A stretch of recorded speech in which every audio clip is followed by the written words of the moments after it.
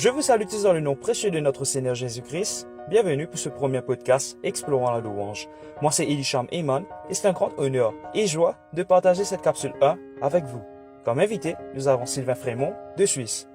Depuis plus de 30 ans, Sylvain sert les églises dans les pays francophones au travers de l'enseignement, la formation et de la louange avec Jeunesse en mission.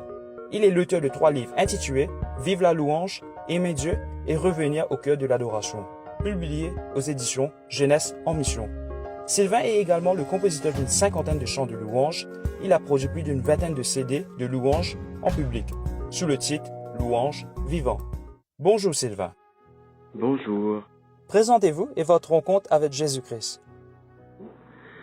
J'ai rencontré Jésus à l'âge de 16 ans dans un groupe de jeunes charismatiques et c'est là que j'ai découvert aussi la louange et que j'ai vu des chrétiens vivants en train d'adorer Dieu. Quelle est votre définition de l'adoration? L'adoration, c'est notre réponse à l'amour de Dieu. Quand Dieu nous touche, quand Dieu nous parle, quand on le rencontre, il n'y a qu'une réponse adéquate et c'est la première et c'est la dernière et c'est la plus importante, c'est celle qu'on donne à notre conversion. Je te suis, je t'aime, je t'abandonne ma vie, je veux t'obéir. Et c'est ce qu'on fera à la fin des temps. On va l'adorer jusque dans toute l'éternité. Quelle est la différence entre la louange et l'adoration? La différence entre la louange et l'adoration, ce sont 2 étapes différentes, mais ça fait partie de la même chose principale. Louer, c'est s'adresser à Dieu et dire, chanter, proclamer qui il est. Parler de lui autour de nous, le dire en chantant, en priant qu'il est grand, qu'il est bon, qu'il est puissant, etc. Puis adorer, c'est se mettre à genoux devant Dieu pour lui offrir notre vie, pour lui obéir. L'adoration nous pousse toujours à l'écoute, peut-être même au silence, et après surtout à l'obéissance. Dieu préfère l'obéissance au sacrifice. Donc une adoration consacrée, c'est de se mettre au service de Dieu. Est-ce que c'est bien d'avoir un adorateur préféré ou cantique préféré? Pour moi, je peux pas avoir un adorateur préféré. Ce serait faux d'adorer un adorateur. J'adore Dieu. J'aime les gens qui adorent. Donc j'aime être avec des pasteurs, des membres d'église, des musiciens, des chanteurs, n'importe qui adore Dieu. Donc ce que je préfère, c'est être avec d'autres adorateurs, puis adorer avec eux. Puis j'ai pas non plus de chants préférés. Je crois que tous les chants qui me tournent vers Dieu, c'est ceux que j'aime parce que je peux adorer Dieu avec ces chants. Donc j'aime pas chanter toujours le même chant, puis je pense que Dieu il aime pas entendre toujours le même chant. Alors j'aime adorer avec des centaines de chants différents, et des chants qui sont focalisés, centrés sur Dieu, pas sur moi ou pas sur les hommes, ou sur les besoins humains. Quel a été le déclic qui a marqué le début de votre ministère? Le déclic pour le ministère, ça vient quand j'ai compris que ce que je faisais, c'était ce que Dieu me demandait de faire. Donc c'est venu le déclic parce que des autres personnes m'ont dit que j'étais appelé à louer Dieu. Et quand j'ai commencé à le mettre en pratique et à avoir des fruits dans ce ministère, ça a commencé tout simplement dans mon groupe de jeunes avec quelques personnes. J'ai senti l'appel de Dieu, j'ai obéi à l'appel et j'ai senti que j'étais à ma place. Quelle est la meilleure façon d'introduire un nouveau cantique à la congrégation? C'est de la chanter comme une ancienne, c'est de la chanter comme un chant connu, c'est de la chanter de tout son cœur, c'est de la chanter avec passion, sans faire un gros problème ou de donner trop d'explications, mais vraiment d'adorer Dieu au moyen d'un chant d'adoration. Et si c'est vraiment un bon chant d'adoration, les gens vont se joindre et chanter avec, et c'est tout ce qu'il faut. Que faites-vous si l'audience ne réagit pas à un cantique? J'espère que les gens vont réagir, mais s'ils ne réagissent pas, à la limite, c'est pas mon problème. Le premier problème, peut-être que j'ai pas pris le bon chant, ou que je chante pas comme je devrais, ou que c'est pas le moment. Mais sinon, je sais que l'audience, elle réagit en fonction surtout de ce qu'elle vit avec Dieu, pas de ce que moi, je chante ou de tout ça. C'est plus d'encourager les gens à avoir une bonne attitude, une bonne relation avec Dieu qui est important. Donc les réactions, je me fie pas trop aux réactions parce que parfois c'est un piège qui nous introduit dans une mauvaise situation. Qu'est-ce que vous aurez souhaité savoir au début de votre ministère? Oh, beaucoup de chose, mais je peux pas aller plus vite que l'expérience. L'expérience, elle vient avec le temps automatiquement.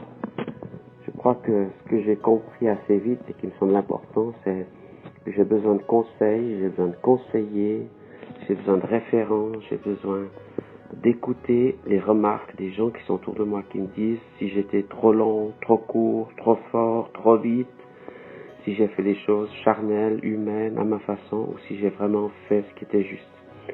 Donc, une des choses qu'on a tous besoin de savoir, c'est écouter les conseils, les remarques de nos frères et sœurs avec qui Dieu nous a placés pour servir.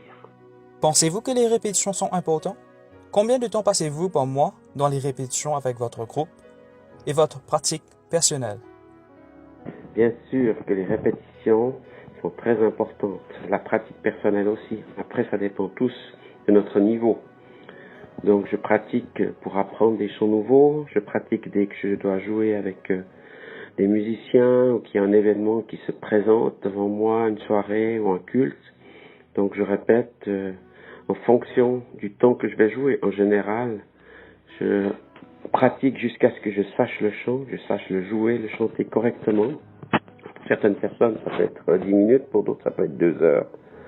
Et puis, je joue et je répète avec mes musiciens le temps qu'il faut pour qu'on maîtrise le chant en groupe et qu'on soit capable de le restituer de la bonne manière.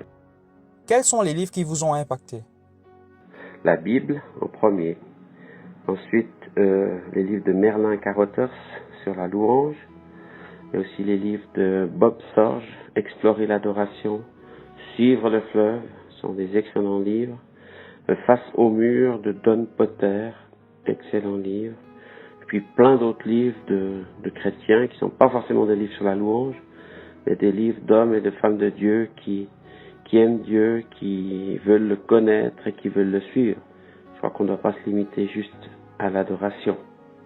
Quel changement avez-vous observé ces 20 dernières années au niveau des styles de louange? Alors, ces 20 dernières années, la louange a beaucoup évolué, elle a changé en style, en forme, en expression, de plein de manières. Déjà, les instruments, il y a 20 ans, on commençait à avoir plusieurs instruments. Ensuite, il y a la danse qui s'est rajoutée, les bannières, l'expression corporelle, peut-être des fois même la peinture, d'autres choses. Donc, je crois que ça, c'est une richesse. On a élargi la palette des styles, des groupes musicaux, des danses. On a laissé plus de place à différentes expressions, aux jeunes. Et puis, il y a plus de chants, il y a plus d'expressions. Ça, c'est les bonnes choses. Puis les mauvaises choses, c'est qu'il y a une certaine uniformité, c'est qu'on copie les autres, qu'on fait la même chose que ce qu'on trouve qui a du succès. On veut copier les Américains ou Hillsong parce qu'on pense que c'est les meilleurs. Et je crois que ça, c'est une grave erreur. Donc il faut qu'on soit nous-mêmes et qu'on adore Dieu avec ce qu'il nous a donné. Quel est votre meilleur conseil pour les conducteurs de louange? Ne cherchez pas à être des gens différents, des gens spéciaux. Soyez des gens normaux, soyez des chrétiens normaux. Aimez Dieu, servez Dieu. Soyez des chrétiens dans toute votre vie, tous les jours. Et puis faites la louange comme un prolongement de votre relation avec Dieu. Et surtout ne restez pas seul. Et entourez-vous d'autres chrétiens. Joignez-vous à une église, participez à des activités chrétiennes. Et puis vous allez grandir comme ça dans la vie de disciple. Est-ce que la mélodie et les changements d'accords complémentent et mettent en valeur les paroles d'un cantique?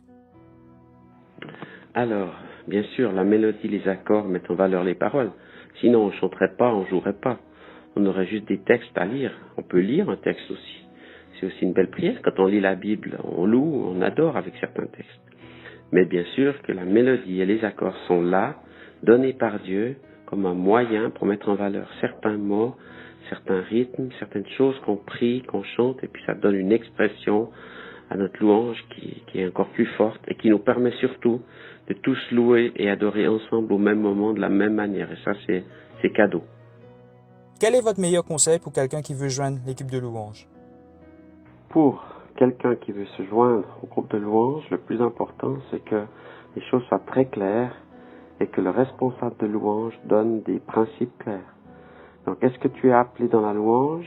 Est-ce que tu penses que tu dois t'engager? Alors, si oui, est-ce que tu es prêt à t'engager d'une manière régulière, fidèle, à toutes les répétitions, à tous les concerts, à toutes les soirées et à tous les cultes? Il Il faut être sérieux avec l'engagement. Et puis c'est comme ça que ça pourra marcher.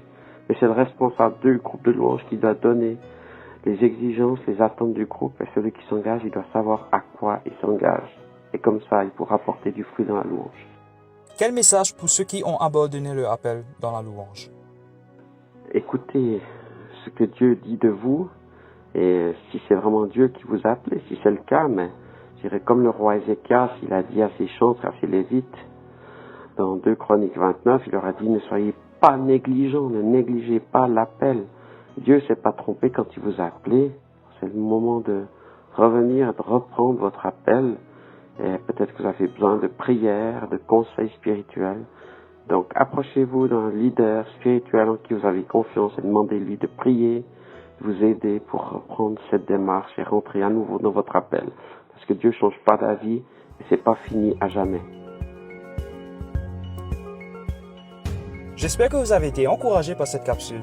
Si vous voulez en savoir plus sur notre invité, vous trouverez le lien au bas. Merci d'avoir pris le temps d'écouter. Si vous avez aimé, n'hésitez pas à le partager avec vos amis et de laisser votre commentaire. Soyez richement bénis et à la prochaine.